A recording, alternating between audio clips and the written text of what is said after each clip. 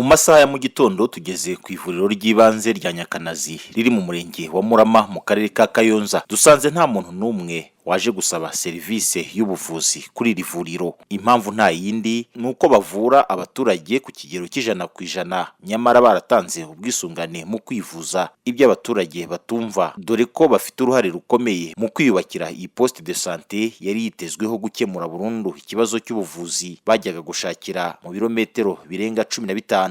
Twebwe abaturage twaraye amajoro arenga 4 tugira ngo turebe aho poste de santé zubaka tucuranwa n'indi midugudu 3. Ukuntu byananiranye ntabwo tubizi, twumva ngo bararikodesheje. Uyu munsi riri gukora 100% nta muntu wakohivuza afite mitiweli. Niba mitiweli twarayishyuye twakabaye tukwivuza kuri mitiweli twishyuye nk'uko bari babidusezeraniye. Ubu si umuturage wakwivuza 100% muri iki gihugu yarishyuye mitiweli de santé. Biba bimeze bituretse ko amagara aryana bakagukokora nyine ukayatanga ariko kugira ngo urebe ko bwacye. Jewe nagiye y'ubwanjye kwivuza bamvura 100%, ariko bambwira yuko ngo batarahuza n'urwego rwa mituweli ngo babishyure. Ubwo rero bo yugiye kwivuza ni 100% ngo ntibarasinyira ngo umwanzuro wabyo. Ariko mu bigaragara turavunika kuko n'urugendo dukora tujya kuri centre de santé ni rurerure. Hano na moto baduca 5.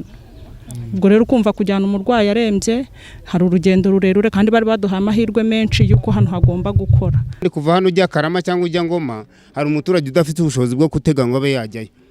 Icyo tubasaba nuko mwadukorera ubuvugizi. Poste de santé yacu twaguze ikibanza kugira ngo tujye twivuriza hafi, kandi mituweli twarayishyuye, ariko ikibazo amafaranga bari kuduca kuri poste de santé ni menshi kandi abaturage bose ntago bafite ubushobozi bwo kuyabona. Rwiyemeza mirimo ukorera muri iyi poste de santé ya Nyakanazi Aline Furaha asobanura ko ubuyobozi bw'akarere aribwo bwamuhaye uburenganzira bwo gukora, kabone n'ubwo batazajya bavurira kuri mituweli de santé. Icyakora avuga ko bibangamye kuba nabo ubwabo ntababagana bitewe n'iyo nzitizi. Akarere kasabye ko twafungura kugira ngo abaturage bivuze, ariko twatanze amadosiye byatumye twarayitanze, ariko amasezerano ntabwo turayabona. Biratubangamiye ko nimba abaturage nta muturage waza kwivuza nta mituweli afite mituweli ngo yivuze butirize, ari nkatwe barwiyemezamirimo biratugora, biratunaniza, biragoye nyine kuba nta masezerano dufite. Umuturage yivuza kuri mituweli kumubwira ngo yivuze butirize ntabwo bikunda.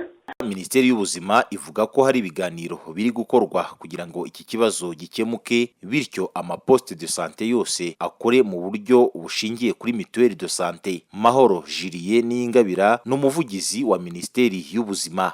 Niyo nakubwiraga yuko hari ibiganiro biri kubaho hagati y'inzego bireba, no kuvuga Minisiteri y'Ubuzima n'abahagarariye urwego rwa mituweli de santé, ku buryo ibibazo bikemuka, hanyuma abaturage begerejwe serivisi bakajya bashobora no kuzikoresha bakoresheje mituweli de santé, kandi bizatanga umusaruro. Ntabwo nakwitangurira igihe kingana iki, ariko ikibazo kirazwi kandi kigushakirwa umuti. Guverinoma y'u Rwanda iherutse gutangaza ko muri gahunda ya guverinoma y'imyaka 7 ishize hubatswe ibigo nderabuzima 12 byiyongereye kuri 495 byari bisanzweho, ndetse hubatswe amavuriro y'ibanze 473, ku buryo kuri ubu mu Rwanda hose habarwa poste de santé 1252.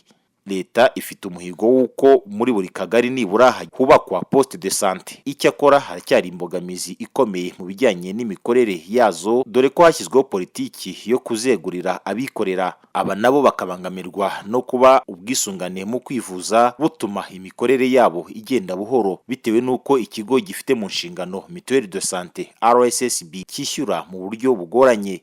Kamarade Uwizeye mu karere ka Kayonza.